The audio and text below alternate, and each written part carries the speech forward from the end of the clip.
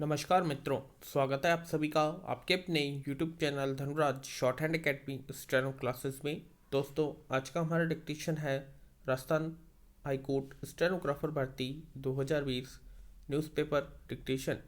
गति 90 शब्द प्रति मिनट। तो आइए स्टार्ट करते हैं डिक्टेशन 5 सेकंड बाद।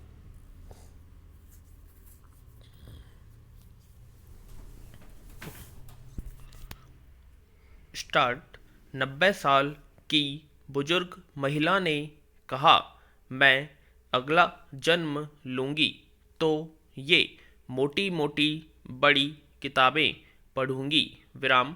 उनके मन की कसक मुझे कहीं अंदर तक कचोट गई। विराम। मेरे इस प्रश्न के उत्तर में कि आपके समय में क्या स्कूल नहीं थे, आप पढ़ने क्यों नहीं गई, जो उत्तर मुझे मिला वह झकझोरने वाला था। विराम। उन्होंने बताया कि वे स्कूल गई थीं बहुत ही थोड़े समय के लिए और उन्होंने वर्णमाला की पुस्तक में यहाँ तक पढ़ा था, चल अब घर चल। उसके बाद उन्होंने बताया, फिर परिवार और बिरादरी के बड़े बूढ़ों ने ऐतराज किया कि हमारे परिवार की लड़कियां न जाने किन जाति की लड़कियों के साथ पढ़ेंगी, इस वजह से उनकी शादी नहीं होगी, फिर पड़ जाएंगी तो चिट्ठी लिखकर पतियों को शिकायत करेंगी और घर तुड़वाएंगी। विराम। पैरा। समाज की रूढ़िवादी सोच स्त्रियों की जागरूकता को लेकर आशंका से जुड़ी रही है। भारत में स्त्री शिक्षा का प्रश्न निरंतर विचित्र प्रकार के भयों, मिथकों और आशंकाओं से व्याप्त रहा है। प्रारंभ में अगर पढ़ने से घर तुड़वाने, विधवा होने जैसी आशंकाएं थी, तो बाद में शिक्षा का प्रचार प्रसार होने के बाद लड़कियों को केवल और उतना ही पढ़ाया जाता था जिससे उन्हें अच्छा वर मिल सके। विराम। आज भी देखा जा सकता है कि बहुत सी लड़कियों के स्नातक के बाद शिक्षण ग्रहण करने का उद्देश्य उच्च शिक्षा लेना नहीं, बल्कि विवाह करने का उद्देश्य होने का इंतज़ार के बीच का समय गुजारना रहता है। पैरा। भारत में मिशनरियों और समाज सुधारकों से लेकर स्वतंत्रता के बाद तक स्त्री शिक्षा का लक्ष्य और उद्देश्य बहस का विषय रहे। इसका कारण स्त्री और पुरुष के भिन्न परिभाषित रूढ़िवादी कार्यक्षेत्र में थे। विराम। पढ़ने का उद्देश्य स्त्री के व्यक्तिगत विकास से अधिक उसे गृहिणी माँ की भूमिका में दक्ष बनाना रहा। विराम।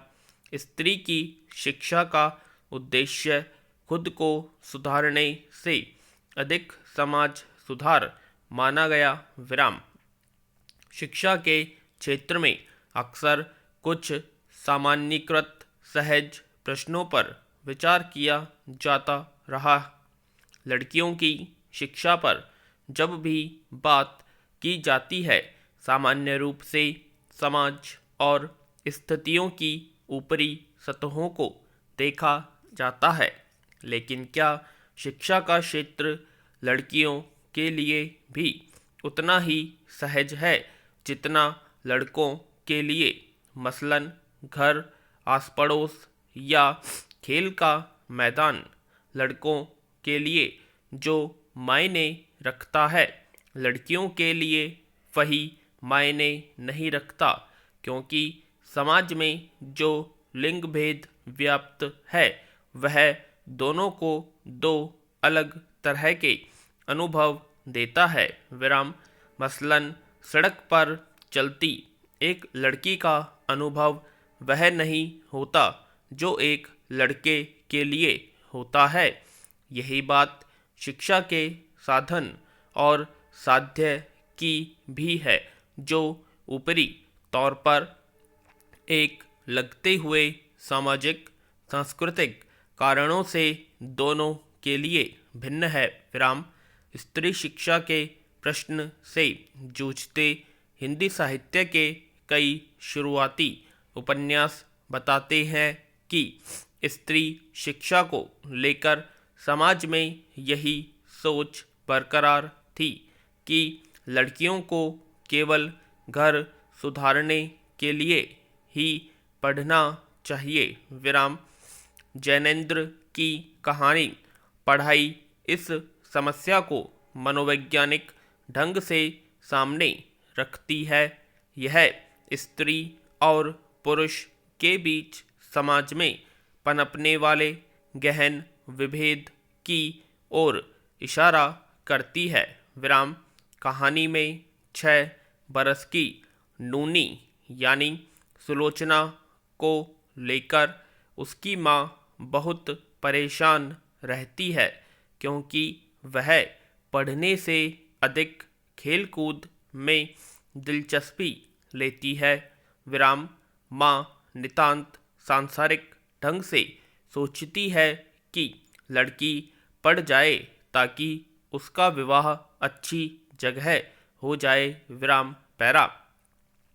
नन्ही बच्ची की पढ़ाई यहाँ केवल पढ़ाई नहीं है, बल्कि पूरे समाज के बीच स्त्री की स्थिति और लड़कियों के लिए बचपन की उस अवधारणा का निषेध है जहाँ बेफिक्री को बचपन का पर्याय माना गया है। कहानी की शुरुआत में ही बच्ची के लिए कहा जाता है वह 6 बरस से भी ऊपर की हो गई है। विराम। अब पुराना वह सब कुछ नहीं निभ सकेगा। उम्र आ गई है कि अब अदब सीखे, कहना माने और शौर से रहे। विराम। और वह शौर जानती नहीं। 6 बरस की नूनी का यह कहकर विश्लेषण किया जाना कि उम्र आ गई है या उसे शौर लिखने की बात करना समाज की उस सोच की तरफ इशारा करती है जहां लड़कियों से असमय ही प्रौढ़ व्यवहार की मांग की जाने लगती है। विराम। नूनी के नन्हे से जीवन में पढ़ाई एक प्रतीक भूमि है जिसके द्वारा उसे पारंपरिक संस्कारों में ढाला जा रहा है। पैरा। शिक्षा सिद्धांतों के अनुसार बच्चे समाज में विभिन्न सामाजिक संस्थाओं और वयस्कों से अंतःक्रिया करते हुए खुद ही ज्ञान का सृजन करते हैं। विराम। लेकिन इस अंतःक्रिया द्वारा अर्जित इस ज्ञान का सृजन उन्हें और भी बहुत कुछ सिखाता है। खासकर लड़के और लड़की का विभेद इसी दौरान पनपने लगता है।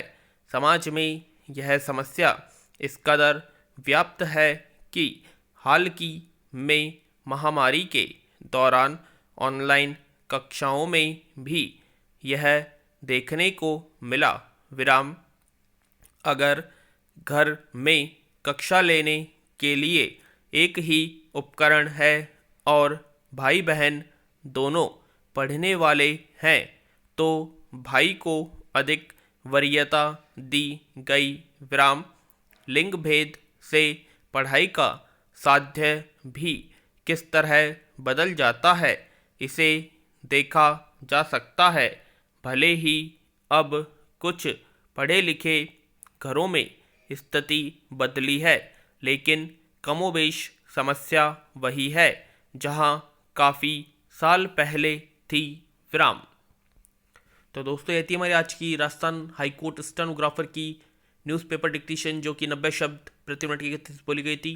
आशा करते हैं आप सभी को ये डिक्टेशन पसंद आई होगी, तो प्लीज़ कमेंट बॉक्स में कमेंट करें और प्लीज़ आप सभी से हाथ जोड़ के विनती है, वीडियो को ज़्यादा से ज़्यादा शेयर करें, लाइक करें एंड चैनल सब्सक्राइब करें। धन्यवाद।